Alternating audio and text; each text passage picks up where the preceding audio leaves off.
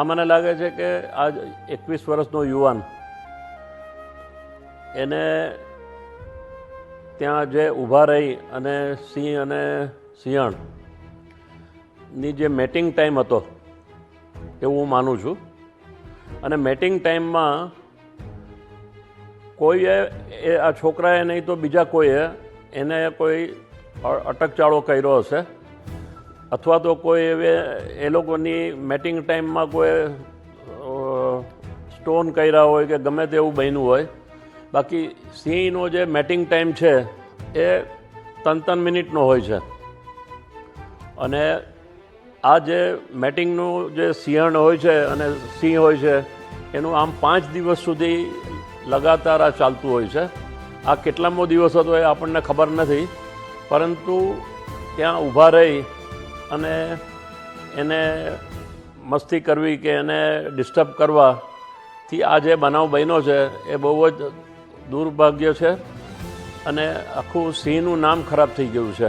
અને એક બાજુ તરત જ આપણે કહીએ છીએ કે સિંહ જંગલમાં આવી ગયો છે, બહાર આવી ગયો છે અને લોકો એને પજવે છે. એ બધી પરિસ્થિતિમાંથી આપણે જંગલ ખાતાને દોષ આપીએ છીએ કે એ સિંહ એ લોકો શું કરે છે.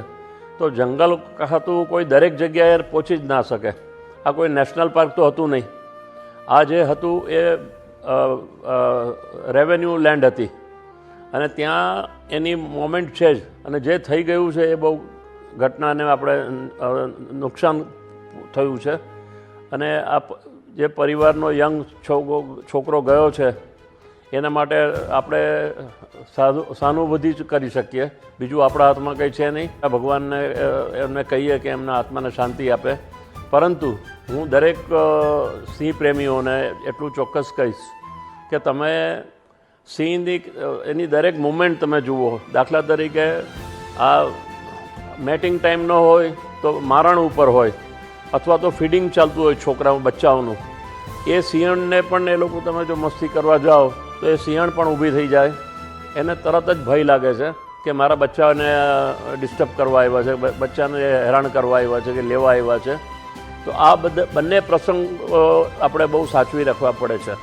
ઇલીગલ જો શો થાય છે એ તો રેવન્યુમાં જ થાય છે, જંગલમાં કે નેશનલ પાર્કમાં તો નથી થતું.